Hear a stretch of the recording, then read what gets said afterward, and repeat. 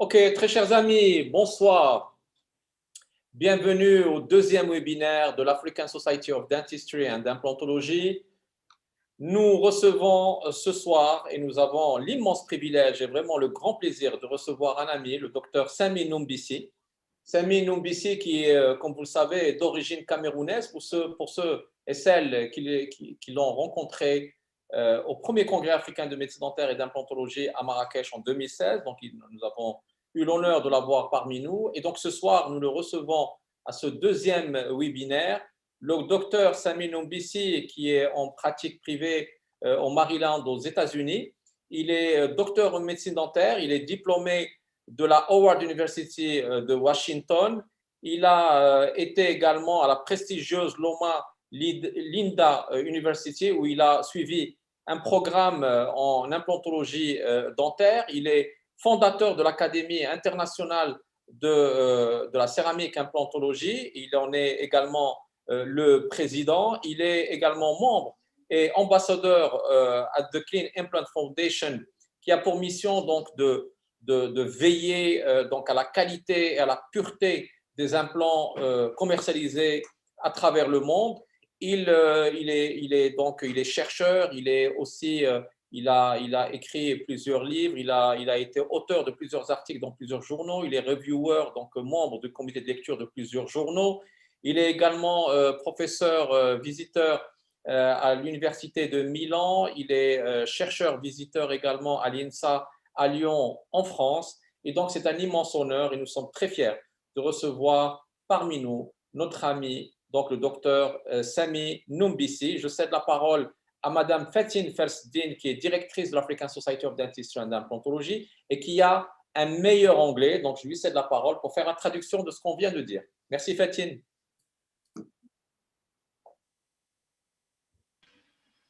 Hi everyone.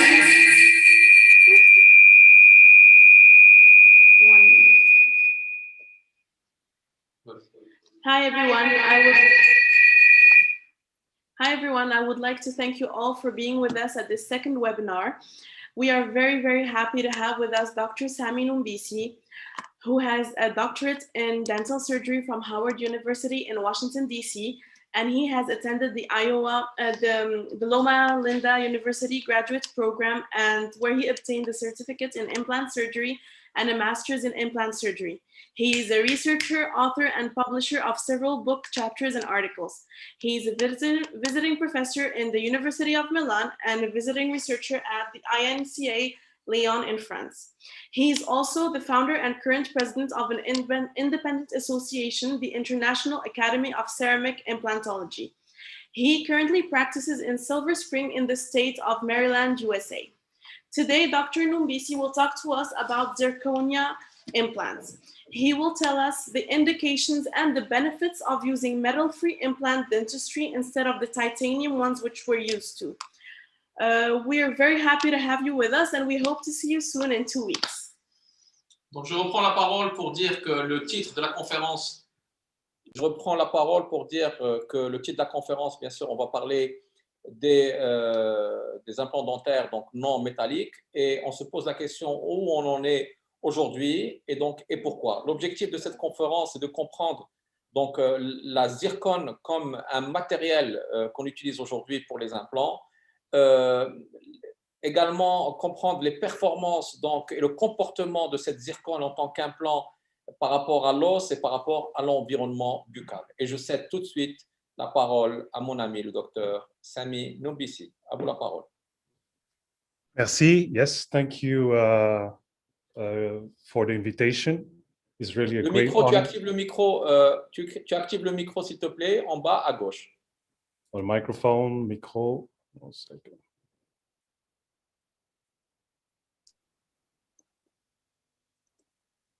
On t'entend pas. Là. Vas-y, essaye.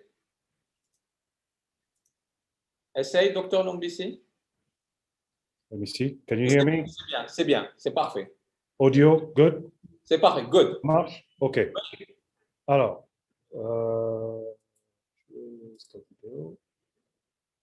OK.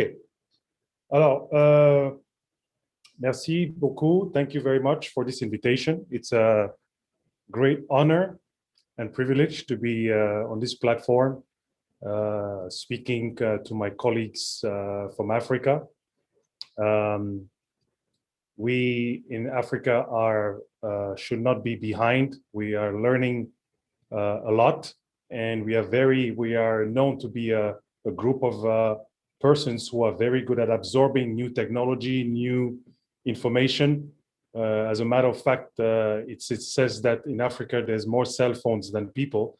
So we are people who have always been very good at identifying, adopting, and embracing modern technology. So again, thank you for inviting me. Thank you for having me. As I was introduced, I'm originally from Cameroon. I speak French, but I'm always much more comfortable speaking about these topics in English because this is the language that I learned dentistry in. So let's move forward. Today, the topic of our conversation is going to be metal-free implant dentistry. Where are we today and why? Why are we there?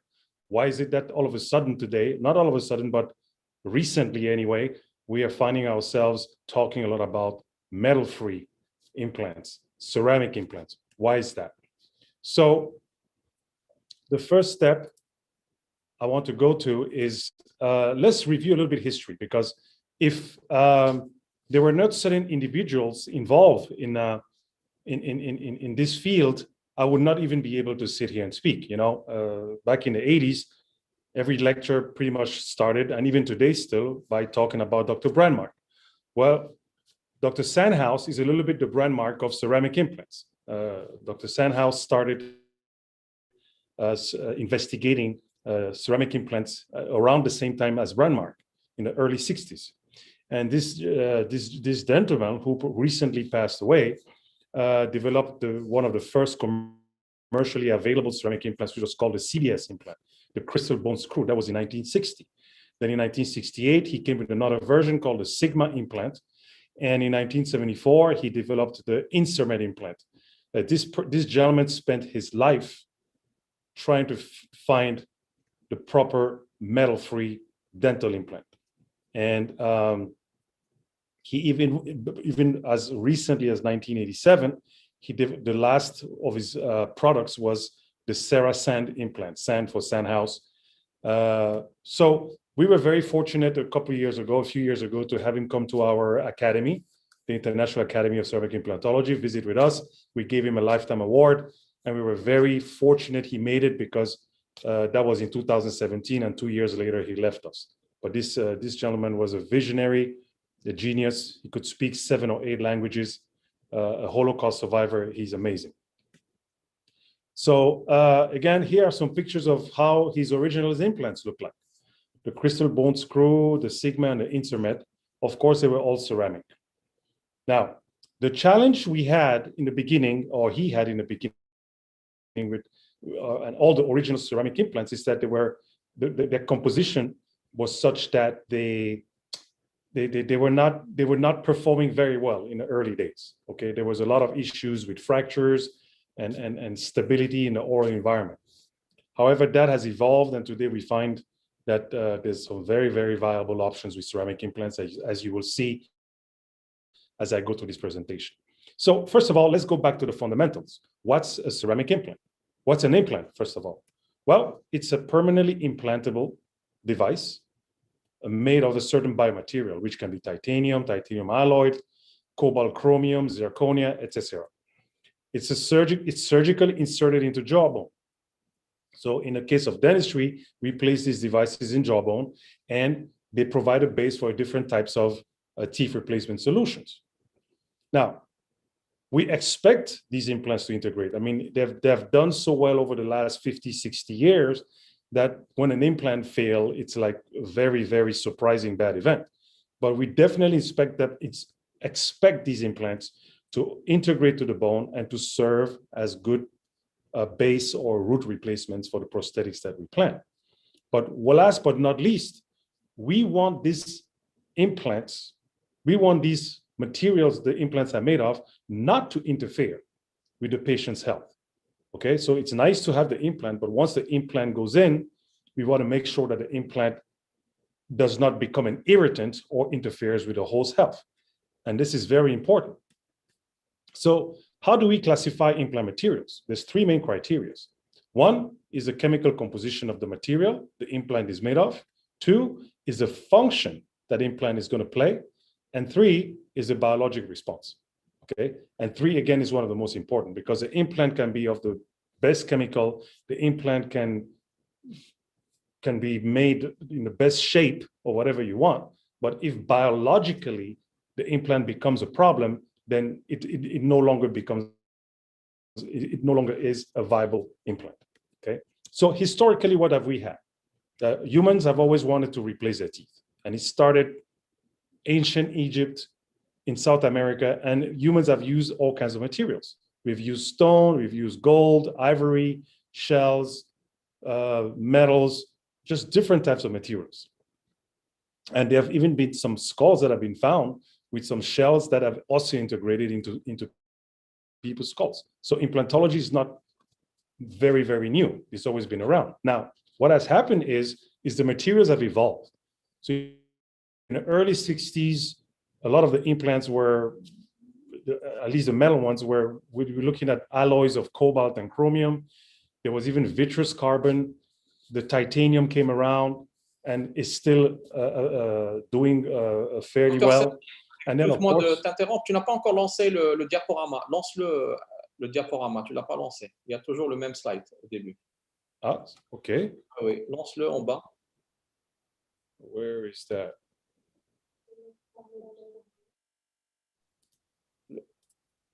L'écran est partagé, mais tu n'as pas lancé le diaporama. Tu es toujours sur le premier slide. OK, let me... Donc, il faut en bas, sur l'écran de ton ordinateur, tu as le petit signe là pour mettre... attends, en bas à droite. Non, en bas à droite, tu as le petit signe comme un écran à côté du zoom. À côté de zoom, en bas. Ton écran, en bas. À côté de zoom. À côté du curseur, tu as un curseur 118%. Tu as... Non, je vois pas ça. Non, en bas, à droite, tu as les petits carrés, les 4 carrés. En bas. Tu as les 4, et à côté, tu as un livre, une sorte de livre, et à côté, tu peux mettre plein écran et placer le diaporama avec des flèches ou avec ta souris. En bas, où est ta flèche? Où est ta flèche? La flèche, je ne la vois pas. La flèche, voilà, la flèche. Non, pas là-bas, pas là-bas. Non, descends en bas. Voilà, super, super. Voilà. Là, on est en plein écran, c'est bien. Merci. OK. Alors, donc, vous n'avez pas vu tout ça, alors?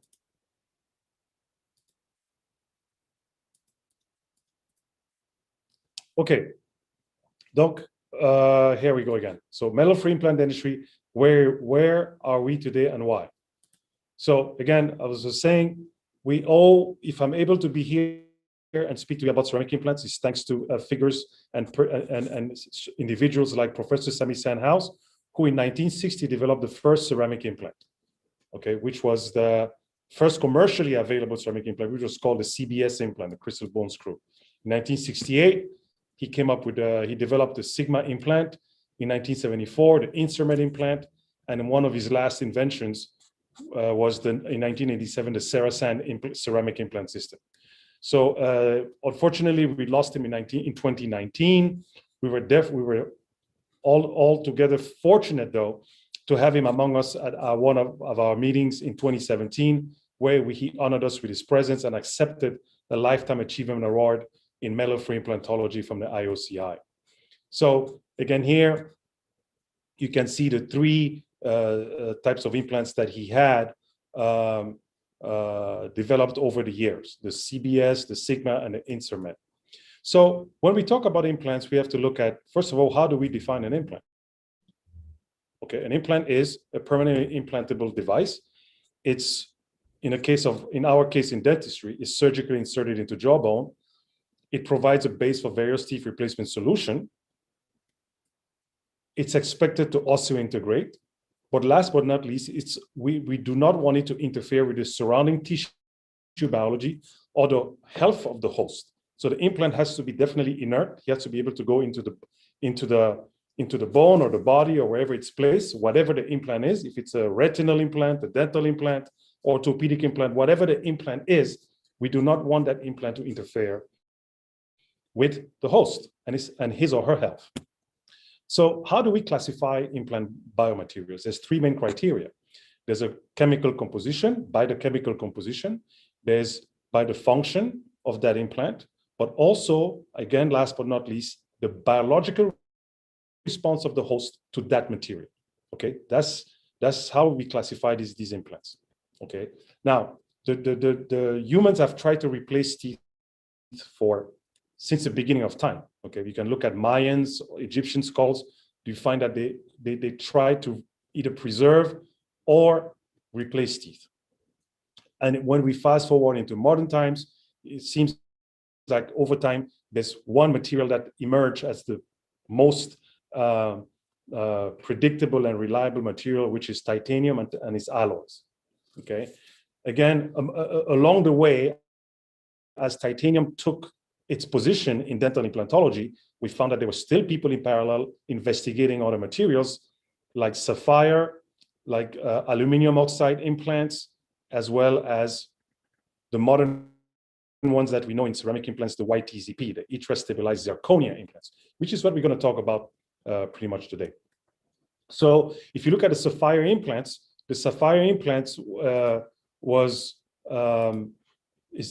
they would look like glass. They were basically glassy implants, okay? And then later came the aluminum oxide implants, okay, which look very much like the ceramic zirconia implants we have today.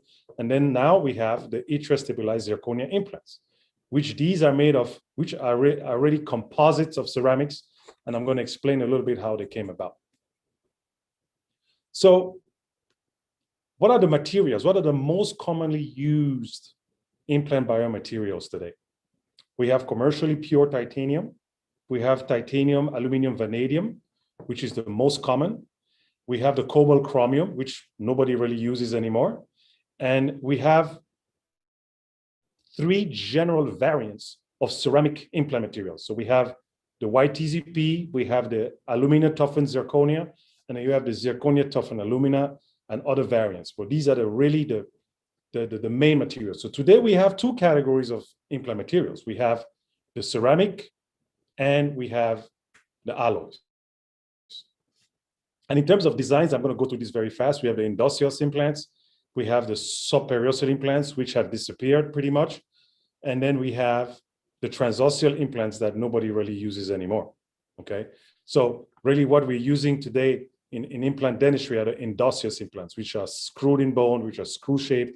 They can be tapered, they can be cylindrical, whatever the case is. This is what we use the most in implant dentistry. And of course, these implants, for them to be successful, they need to have a certain, over time, there were certain things that were done to these implants so that they can be successful, okay? Like the surface modification, the macroscopic design, and little details like that, that allow these implants to be not only successful in terms of function, but also biocompatible. So this is, for example, a picture of how things started. You know, it started with basket implants, then with the roughening of the surfaces, then with the threads, then we even went as far as making trabecular implants. These have not been very, very, very successful. But if you look at these two groups of implants, screw type, tapered or cylindrical, these are the implants that have had the greatest amount of success until today. And then you also have not only the macroscopic of the implants, but also the microscopy of the implants, where the surfaces have been treated in order to make the implant more bio-friendly, but also more inclined to osseointegrate. So you can see, we know, for example, of hydroxyapatite, which, by the way, is a ceramic. Okay, hydroxyapatite, HA, is a ceramic. And so what has happened is, over the years, we have seen the titanium implants getting coated into materials that are bioceramics.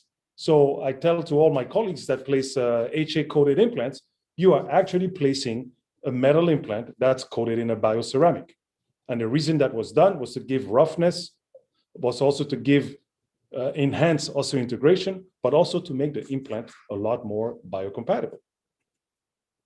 And other ways of roughening the surfaces came, like plasma spray and all kinds of other technologies. Now, the question that always never really gets asked until recently is, yes, we design the implants, we make new threads, we make new shapes, we create new surfaces. But when all that is done, how clean is that implant? Because and some of you might be saying, well, what does he mean by clean? Well, an implant is clean. An implant can be sterile, but not necessarily clean. Because in a manufacturing process of implants, there's a lot of factors that come into play. You can have a lot of opportunities of contamination of the implant. It can come from the manufacturing tools. It can come from the process of surface modification. It can also come from the packaging. So that means when you receive an implant in your office, in a nice sealed box, sterile, it is sterile, but it's not necessarily clean. And you'll see further down in this presentation that that's a very important factor because it can affect how the host responds to the implant. Okay. So for example, these are scan electron microscopies that show contaminants on the surface of dental implants. And these contaminants can come, again, like I said earlier, from the packaging. It can come from the coating of the surface process. It can come from the milling process. So contamination can come from everywhere. And these contaminants are very likely to cause inflammatory and untoward responses of the host to the implant.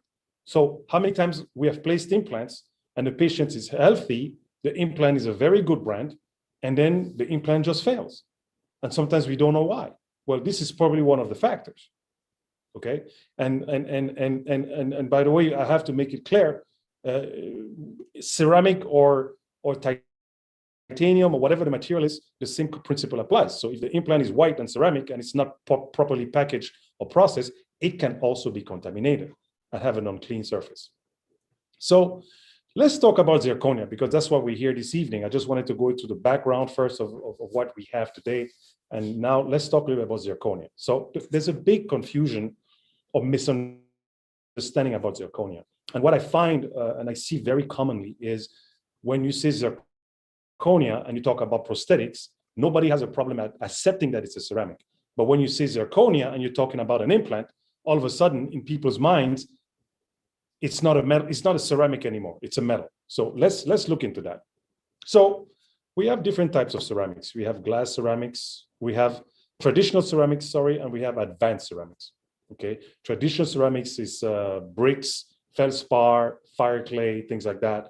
And advanced ceramics is what we use in dentistry, like lithium disilicate, yttria, alumina, zirconia, and other composites of these advanced ceramics. So what we are using for implant dentistry and dentistry in general is one of those three ceramics or a combination of these three, especially for dental implants.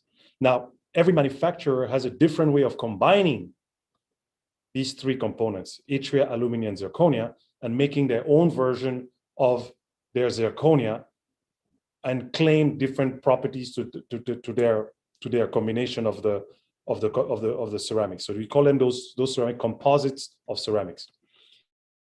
And these composites of ceramics are usually what you call a polycrystalline ceramic. And that's very important, as you see. So first of all, when we look at ceramics, we look at the microstructure. There's three types of ceramics. You have ceramics that have high glass content. You have ceramics that are glass with fillers. And then you have ceramics that have no glass content. Now, the ones that we're using to make dental implants are the no glass content ceramics. They're polycrystalline, okay? So if you look at the structure here, this drawing, you find that the polycrystalline ceramics, these ones, the ones that we use for ceramic implants, do not have glass within themselves. That's why they're very opaque, okay? The other ones have glass filled and others have predominantly glass. So for example, the glass of your window or the glass like your glass that you drink water with, that's a glass filled ceramic, okay? So there's a difference. So advanced ceramics, polycrystalline ceramics, do not have glass content. They're just polycrystalline. So here you can see, and it's in French here, verre, glass, regular glass, no crystal. Polycrystalline glass look like this. And the optical properties are always better if you're going towards the glass state versus the polycrystalline state. But again, the implants are usually placed sub in the bone. Therefore, this is not really a concern. But what matters the most is the mechanical resistance. That's what's very important. That's why they're polycrystalline versus glass. So what happens is, if you look at how they're made, we're looking at zirconia. Zirconia is made of 3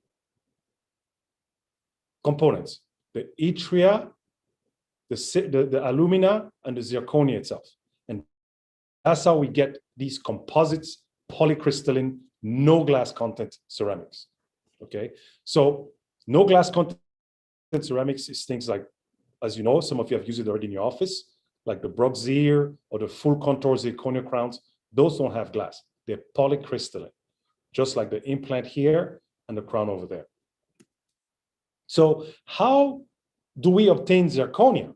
And this is where the confusion comes from, because zirconia is an oxide of zirconium, and zirconium is a metal. But now, how do we go from this metal to this ceramic? And that's a very interesting concept. So before I go into that, I want to talk about the terminology. Okay, we have zirconium, we have zirconia, and we have zirconium dioxide. First of all, zirconium dioxide and zirconia is the same. Zirconium is the metal, like aluminum, like yttrium, so it's a metal. Okay, so now when zirconium is treated under certain industrial protocols, you end up having zirconia. So if you look at the table of elements, you can see here that's titanium, zirconium, yttrium. Okay, all these materials, even vanadium, they're all part of what you call transition metals, transition elements. What that means is that they can, when exposed to oxygen, they can change their state from a metal to a ceramic. That's why, for example, when we talk about the oxide layer, everybody knows that. You take the implant out of the box, you expose it to the air before you place it in the bone. It forms the oxide layer, but that oxide layer is an oxide of titanium, which can also be called titania, but we call it oxide layer. Well, that's what happens with zirconium. That's what happens with yttrium. Okay, there's a change of state when exposed to oxygen. But this is not as simple, especially with regards to zirconia. It's more complex. But the formula here, the general formula is zirconium is exposed to oxygen and you get zirconia. So there's no such thing as a zirconium implant. If you want to talk about zirconium, call it zirconium dioxide. But I prefer to use the word zirconia because it distinguishes it and it causes less confusion to your colleagues and to your patients. So what really happens with zirconia? How is it made? So first of all, again, remember I talk about polycrystalline. Multiple crystals, zirconia, alumina, yttria. Now, alumina is put into the mix for flexural strength. Yttria is put into the mix for aging resistance. Aging is when the zirconia can over time break down and lose its structure. And yttria is placed there to limit and avoid the premature aging of zirconia when it's placed in the mouth, because zirconia itself alone is not a material that tolerates humidity. And we know that the mouth is very wet.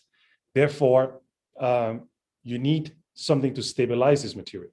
So what happens is these 3 materials get put together, okay? Then they're put under a compaction process, okay? And then they end up in a monocline structure. Then they get under an additional very high pressure, and then they go into the tetragonal crystal structure. Now, this is the state that we want our implants to be. And that's how ceramic implants are. They're all in the tetragonal state. And why does the tetragonal state matter? Is because when there's an induction of a crack or the beginning of a crack in the ceramic, in the zirconia, what it does, this tetragonal structure, as you can see, all is pretty much squeezed. So there's the gaps between the spaces in the structure are very small. So when you have this type of situation, so when a crack occurs and opens a gap, this crack gets closed because the tetragonal, there's a switch from the tetragonal back to the monoclinic structure. So these guys expand and stop the crack from going far. So that means, for example, if you look at, for example, your windshield of your car or a glass, there's a crack. And then as you use the glass or you use the car, the crack keeps going further and further and expanding on this car.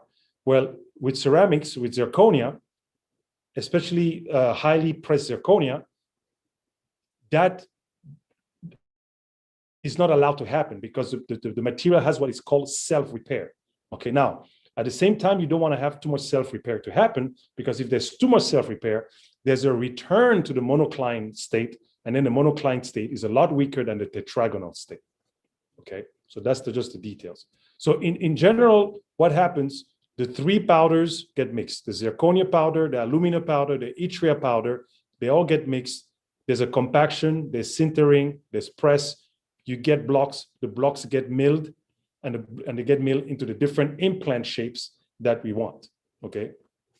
So that's the concept behind getting these implants. So now, ceramic implants, just like titanium implants, have to get some surface treatment, because the original ceramic implants, the surfaces were very smooth, and they had a very high rate of failure, because bone cells do not like smooth surfaces. They prefer rough surfaces. So the technology evolved, and different ways of roughening zirconia came about. Sandblasting, acid etching, laser surface modification.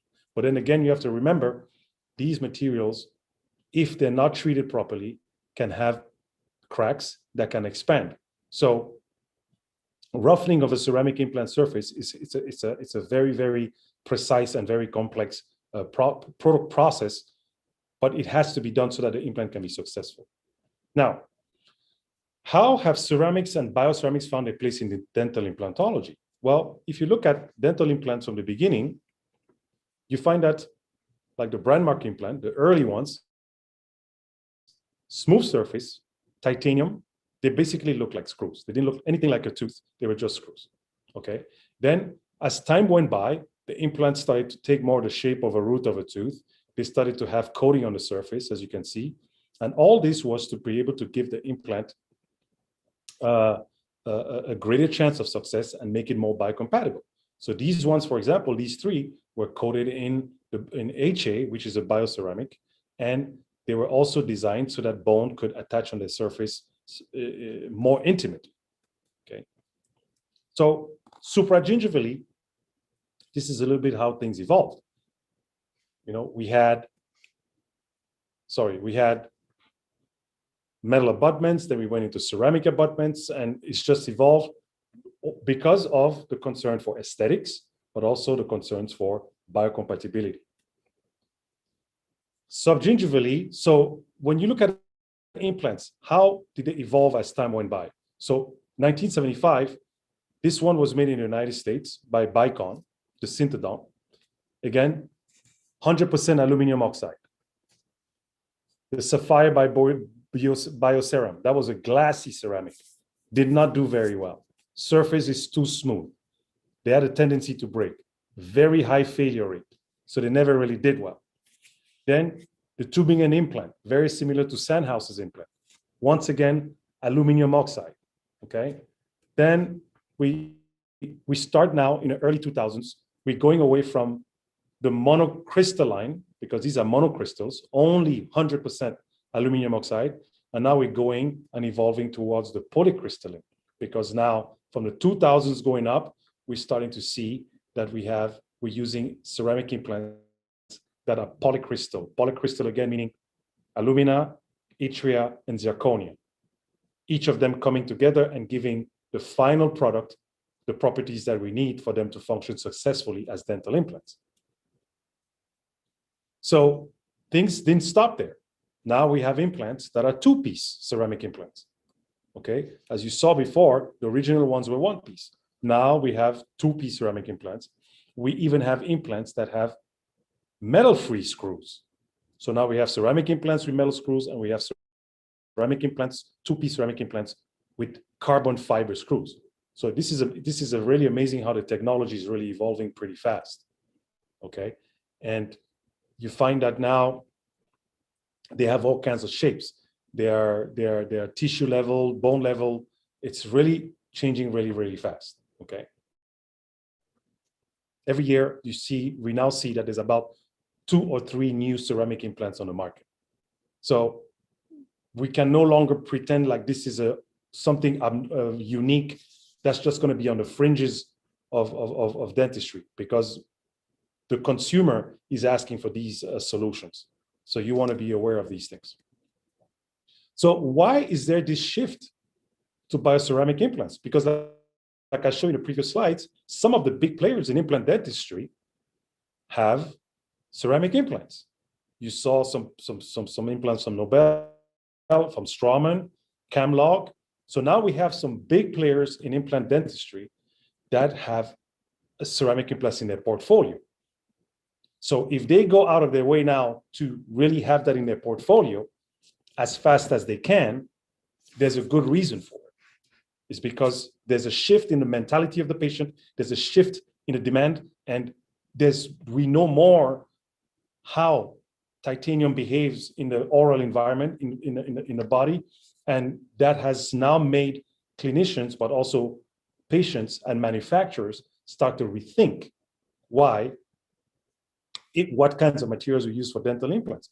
So the main concern with metals in an oral cavity, because there's been some concerns, titanium implants have done very well. They continue to perform very well, but there's now, after 50, almost 60 years of use of titanium implants, we are now seeing certain things that are reason for concern. And one of the main ones is corrosion. There's a very big problem with corrosion and titanium alloys. We all learned and continue to learn that titanium is the best material possible to be implanted. And that was true for a long time. But today we have to start putting that into question, because we are finding out that it's not as stable. Titanium and its alloys is not as stable as we once thought. So there's something that happens with titanium once it's placed in the body. Once it's placed, and our colleagues, our friends in orthopedics have the same problem. They have known this for a long time. We in dentistry are starting to really recognize that this is also a problem. Well, how does corrosion occur on an implant? There's different. First of all, corrosion is an electrochemical phenomenon. Okay, but the corrosion that occurs on dental implants mostly is a galvanic and a bacterial corrosion. Okay, but then also you have other factors that come into play, like stress, fatigue, and wear, that can also be a reason that can precipitate the corrosion of the titanium implant. Okay, so the galvanic corrosion, how does that happen? It's the same thing as galvanism in the mouth when you put a gold crown against amalgam filling. We do the same thing in implantology. We connect abutments with implants and we put screws in between, and all these alloys are different compositions. And we expect all these alloys put together, we put them in saliva, and saliva is one of the best electrolytes available. So what happens here, we have been doing this for years without really questioning or thinking about it. But when you have an implant, an abutment, a screw, all these alloys are not the same. So now you start having electrochemical couples between the components of the implants, and this leads to corrosion. It leads, and in that scenario, the implant is the anode. So the implant releases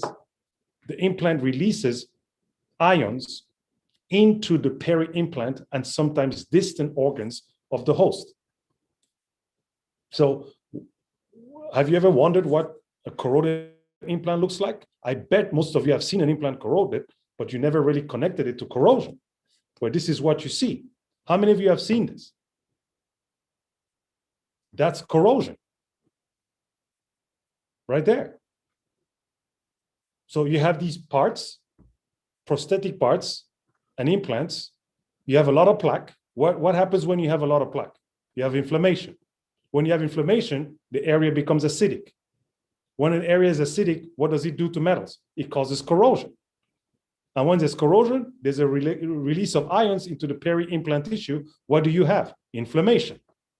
And once you have inflammation, you have an increase of osteoclastic activity and you lose bone, thus peri-implantitis. Here's another example. And these pictures are my cases in my practice because at some point in my career, I used to place titanium implants too, just like everybody else, because that was the best available at the time. So I'm not here to say that anybody who is doing titanium implants is a bad doctor or a bad person. What I'm saying is we have to start thinking about what we're using, what we're seeing, and how it affects our patient and our practice ultimately. So here again, you have corrosion here at the connection of the abutment and the implant. You have corrosion here. You have corrosion on the abutment here. So this happens. You see this. I used to see this and I did not know what it was. I'll just clean it and put it back on. So you have to start looking at these things. So if this has discolored like that, that means the corrosion has happened and there has been some release of metals into the peri-implant tissue. Now, there's also bacterial, there's also and bacteria, there's also the bacterial factor. Okay, so bacteria is known to have some degree of electrical charges. Everything in life is electrical. If we move our muscles, it's because of the Na plus K plus exchange in our muscles that make it that we can move. So there's always some degree of electrical activity in the human being. So bacteria are the same. They attach to surfaces that are favorable for them to attach. Okay, and there have been studies on that where they've done bacteria observations on ceramic versus titanium, and you see, and it's proven by different studies that on the titanium you have more virulent bacteria than you have on the ceramic. That's why when you have ceramic, you tend to always have healthier tissue because the type of bacteria that lives on the ceramic surface is less virulent and less likely to induce inflammation than the type of bacteria that lives on the surfaces of titanium and metal surfaces. So what's the immunological response of titanium? Because all this has to be created immunological response. So you have the implant placed, you have the cells that get the corrosion that happens, you have the metal that gets released, and then you have the macrophages that say, hey, we have a problem, we need to go and clean up. The macrophages come in big numbers, they try to absorb the metal ions that are released, they cannot digest it, they come in bigger numbers, and they form multinucleated giant cells. Now, once you have multinucleated giant cells, that's when you trigger an inflammatory cascade, and then it can become a problem. Okay, but what is for sure is that the immune response manifests itself like an allergy, for example. Although the titanium itself is not an allergen, but the titanium triggers an immunological cascade, which manifests itself as an allergy or a sensitivity. And that happens because of all those ion release that happen on the around the implant. Soft tissue response. Okay, for example, this is a case where I had consecutive implants, and at the time of restoration, I had a black triangle. Nobody wants to have that. This doesn't look very good.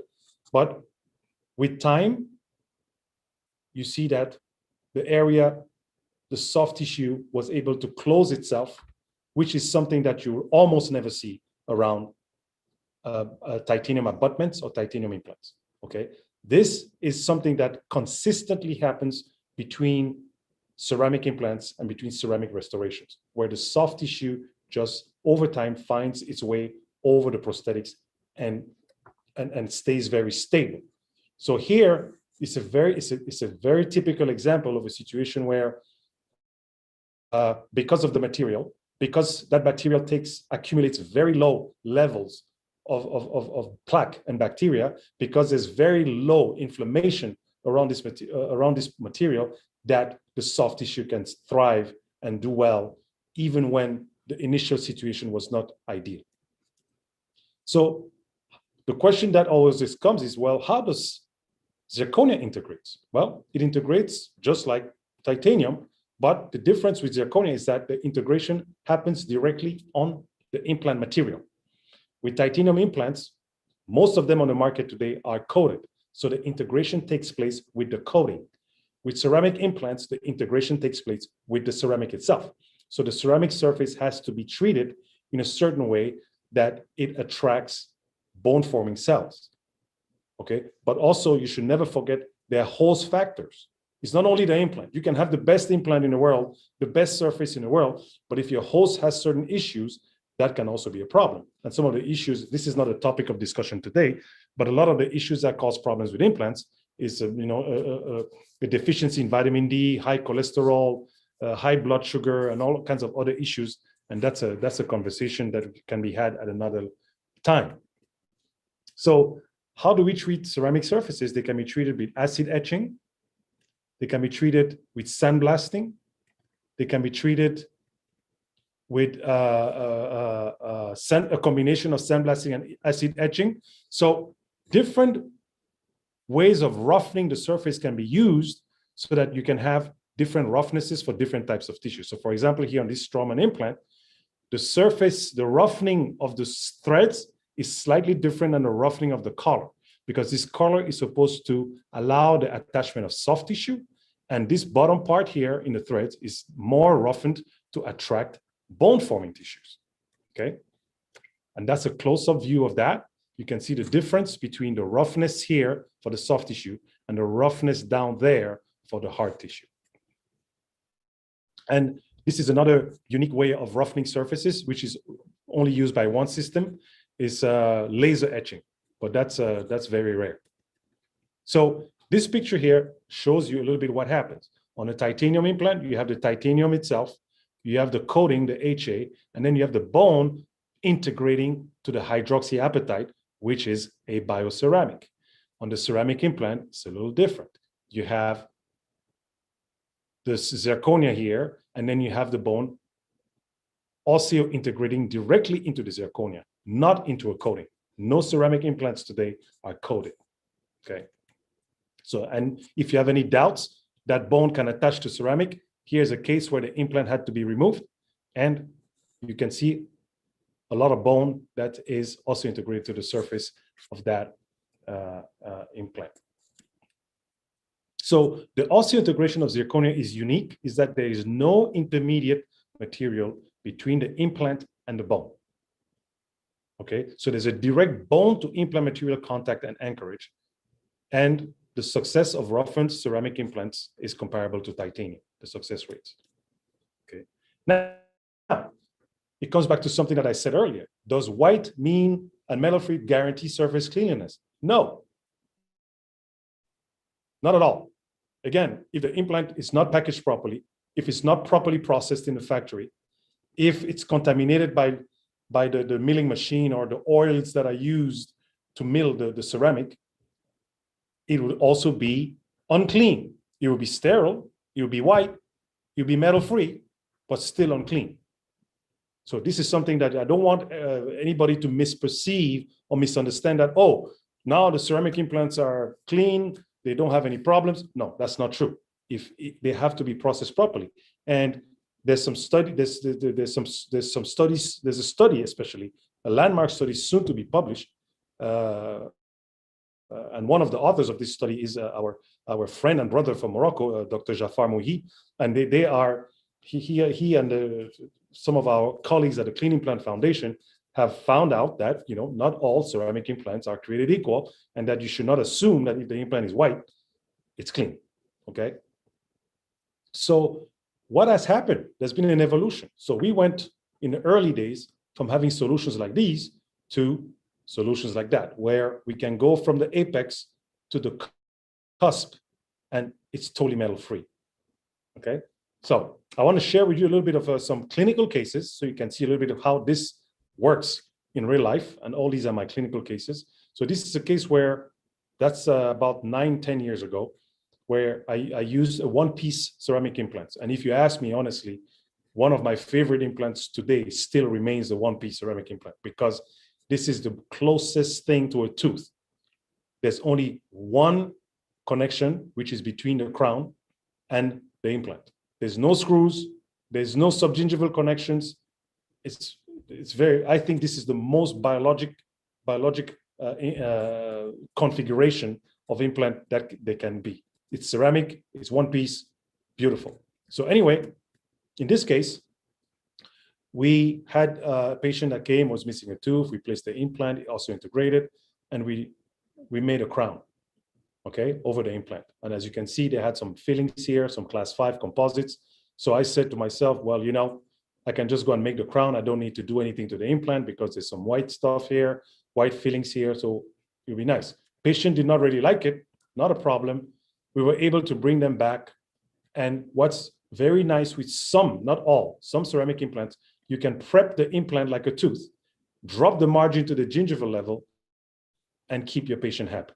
So it's the same implant, same patient. They were a little picky about this, and we were able to solve it because most of these two-piece ceramic implants, one-piece ceramic implants, can be prepped like a tooth and give you some very, very high-level aesthetics. Again, you can appreciate the quality of the soft tissue. It's always very good. Here's another situation with another brand, another system of a ceramic implant. Here was a lateral incisor that this patient had lost over the years. And she came to the office and said, well, I'd like to get this replaced. So we went in, we extracted the tooth, the remnants of the tooth. We made an immediate placement. And you can see here the manufacturer provides a little healing collar that was placed on the implant at the time of placement. A few months went by, 30 days, and time went by, the soft tissue was allowed to heal over the implant. Now, you see, we haven't lost the papilla here. If it was another situation, this tissue would have become flat. Okay, so this is what happens with this material. It's a very, very tissue-friendly, tissue-stabilizing material. And you find that you tend to get very, very good aesthetic results when you do that. This is at the time of impression. Look at the soft tissue I have here. Okay, very, very nice stippled soft tissue, very healthy. And this is the final prosthetics installed at the day of delivery. Papilla is there. This is only going to improve if need there be. So we took this patient from a situation like this to a situation like that, with very stable soft tissue. Actually, I like the tissue here a little better than the one here, with the stippling and all that. But it's all good, healthy tissue. Now, these ceramic implants are very good for single teeth, and they're very good in the aesthetic zone, but they're not limited to aesthetic zone. They can be used in other parts of the mouth. They can be used in other configurations. And here I want to show you a case that I did. It was a full mouth 10 years ago. Okay. Again, I did this with one-piece implant. This patient comes in. She's been wearing a denture at the bottom. She's been wearing a partial, only has 4 viable natural remaining teeth, one of which has a crown. The other ones are not in very good shape. So we agree we're going to extract all the teeth and rebuild everything from scratch. So this is the prosthetics that she had. We went ahead and placed some implants. In this case, they were one-piece implants. There were a lot of concerns about prematurely stressing the implants. So I placed some intermediate mini implants to support the temporary prosthesis. Again, when you do these cases, you have to follow the fundamentals. It's like making a good denture. So you have to make sure it's mounted, make sure you do your wax ups. You come in and do the try-ins, okay? Make sure things match, the patient is happy, aesthetics are good. And then we go ahead and make impressions. At the time, I'd use only analog impressions, okay? And we do the design. So we did a little bit of a mix of analog and digital. We do the design. And we do a try-in before we finish. We do cut back here so that we can apply porcelain on the buccal on the front 6 to 8 teeth. And eventually, this is the finished product. Now, I love two-piece implants, one-piece implants.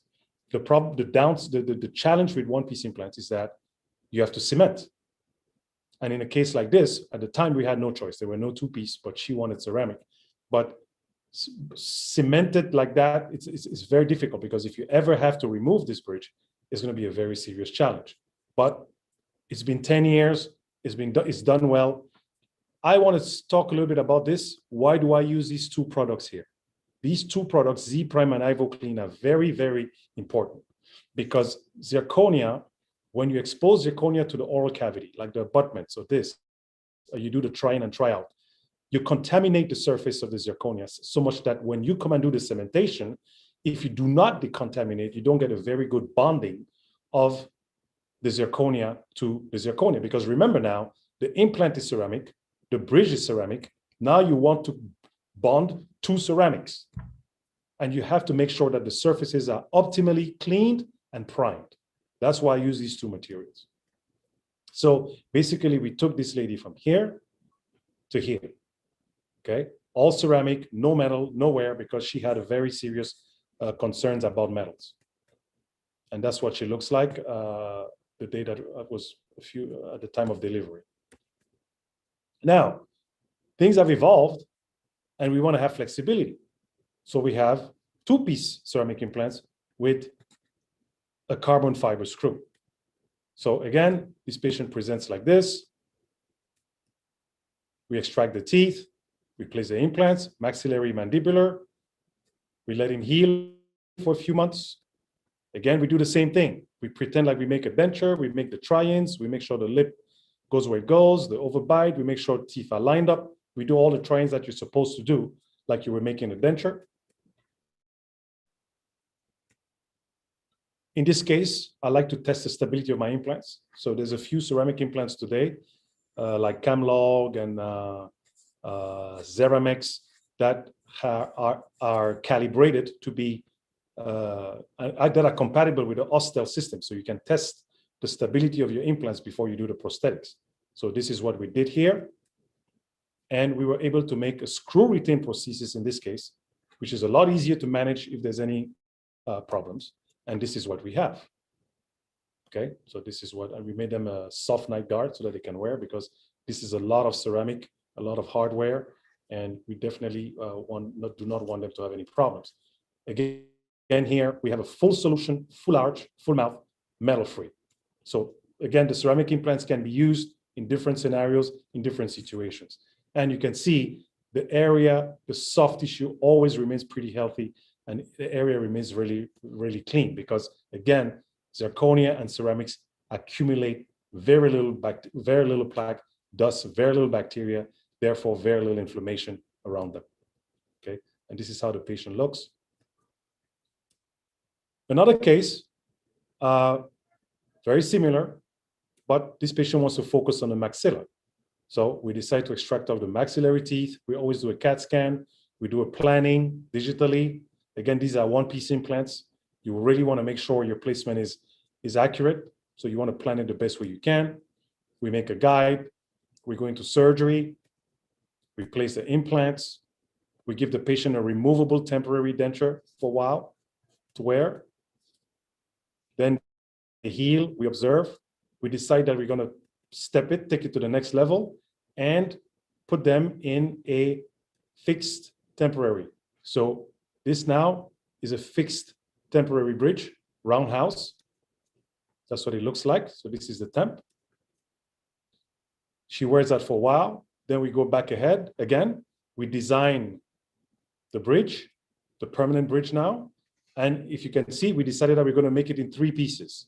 So there's going to be the anterior section, right posterior, and left posterior section. So here's the design. Here's the model. Here are the 3 sections of the prosthetics. That's what it looks like on the model. And we deliver to the patient. Very nice, very happy. And later we're going to be working on the bottom teeth. Okay, so again, this is another way of doing a full arch, not in a hybrid form, but in a 3 pieces bridge configuration. So what do we know? We know that titanium is a metal. We know that it has an oxide layer that it can lose. We know it's vulnerable to corrosion. We know it can release ions into the peri-implant tissue and cause implant failure. We know that if we have metals in the tissue, it can be cytotoxic. We know that there's a higher plaque retention on titanium versus zirconia. So there's a lot of things that we know about titanium today, a lot better than we ever did. And that should make us start to think about where are we going? Should we continue to use these materials? Are these materials suitable for everybody? Because some people don't have problems with them, but some do, you know? So you have to consider these things moving forward. The allergies, the cytotoxicity, the aesthetics. The aesthetics is always there, okay? The biological compatibility of these materials. And also your consumer, your patients. Our patients today have access to about the same information we do. We and our colleagues put a lot of things on the internet. And they read what we put there, or our colleagues put there. So, and sometimes it's good, sometimes it's bad, but you have to now listen to your consumer, your patients. Your patients want organic food, they want biological things. So those are things that come into play. Now, what I want to make sure I share with you is there's a very quiet tsunami of peri-implantitis going on right now in implantology. Okay, depending on the literature that you read, 20 to 45% of implants are expected to have peri-implantitis in 5 years. 10% of implants at some point will have peri-implantitis, and these are conservative figures. Those of you who have placed implants for years, you sometimes get these failures, you get this bone loss, you get this peri-mucositis, peri-implantitis, and usually if you go back and look at your records, it tends to happen within the first 5 years. And that's the problem. And that's not acceptable. And we need to change our mindset towards that. Okay, so now you have an alternative. You can continue to do this, or you can go and do this. It's up to you. But you have to bear in mind, what is it that we have? I know most of you do not use a flip phone today. You use an iPhone, you use a smartphone. Okay, so it's a little bit the same. The flip phone will work, but is it going to make you as efficient as if you had a smartphone? So these are little things I want you to think about. So when I look at everything that we've talked about today and everything that we know from the literature, not by opinion, but from the literature, would you be comfortable continue to say that titanium is one of the most biocompatible material today? I say titanium is biotolerated. And until something else comes better than zirconia, I will put zirconia as the biocompatible material in implant dentistry today. Because the response of the host to zirconia compared to titanium is drastically different. And what we now know, the corrosion, the metal going into the lymphatics, the peri-implant tissue, the allergy, the sensitivities, all these things, we are doctors. These implants don't go in the mouth and stay in the mouth and don't affect the rest of the body. Those heads in which we place implants, those jaws are connected to a liver. They're connected to a brain. They're connected to a lot of other organs that can suffer from these materials. Our implants have aluminum as part of the alloys. Aluminum is known to cross the blood-brain barrier. So if there's a corrosion of the titanium with a potential release of aluminum, which can potentially go to the brain and other organs, we have to start thinking about these things and worrying about them. So this is where my presentation ends. Like I was introduced initially, we have an Academy of Ceramic Implantology. Some members of AJDI have attended our meetings. We've had webinars. Our next Congress is in August in Las Vegas. Hopefully by then we can start traveling and hug each other and say hi to each other in person and not behind computer screens. I want to thank you for your attention. If there's any questions after the time allocated for this presentation, I can be reached on Instagram. I can be reached on by email. So feel free to reach out to me. I'll happily answer your questions. I'll be happy to take some questions now. Yes. Thank you very much, Dr. Sammy Noumbissi. Merci beaucoup pour cette excellente conférence qui nous renseigne un peu plus sur tous les avantages que représentent les implants en zirconia par rapport aux implants conventionnels en titane. Moi, j'ai une question, si vous permettez, Dr. Sammy Noumbissi. Je voudrais savoir pourquoi, malgré tous ces avantages que vous présentez et que nous connaissons des implants en zirconia, pourquoi nous n'arrivons pas, pourquoi cet implant n'arrive pas à pénétrer et à avoir une part de marché à la hauteur de tous les avantages qu'il représente? Oui, alors je vais répondre en français et en anglais. Je vais recommencer par le... C'est plus facile pour moi de répondre à une question en français. Donc, ce qui se passe en fait, c'est que les coûts de fabrication d'implants céramiques sont très élevés.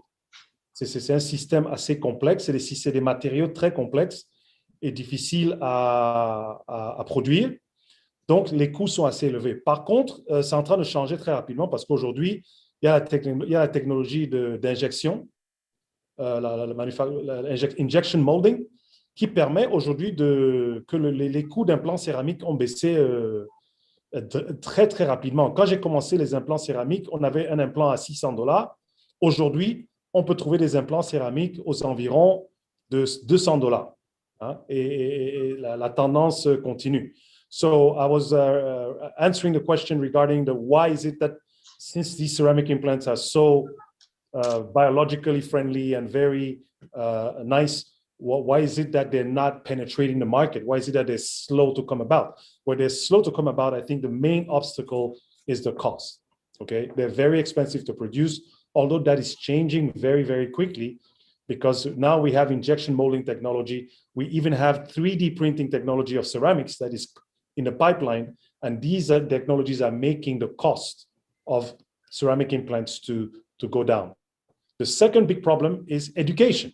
It's education. I think a lot of our colleagues don't understand very well how it works, and most of the people who are experts or who are prominent, maybe besides me and a few others who speak about implants, still continue to speak about titanium implants.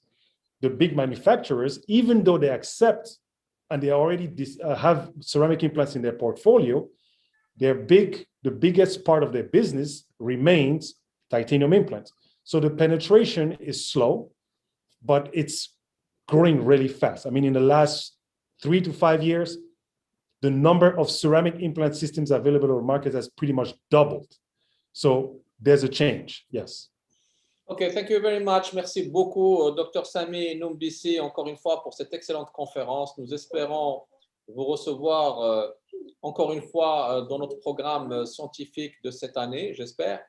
Et donc, vous pouvez revoir donc, cette conférence sur notre chaîne YouTube. Vous pouvez la voir et la revoir. Donc, encore une fois, merci beaucoup. C'était un plaisir de vous revoir et à très, très, très bientôt.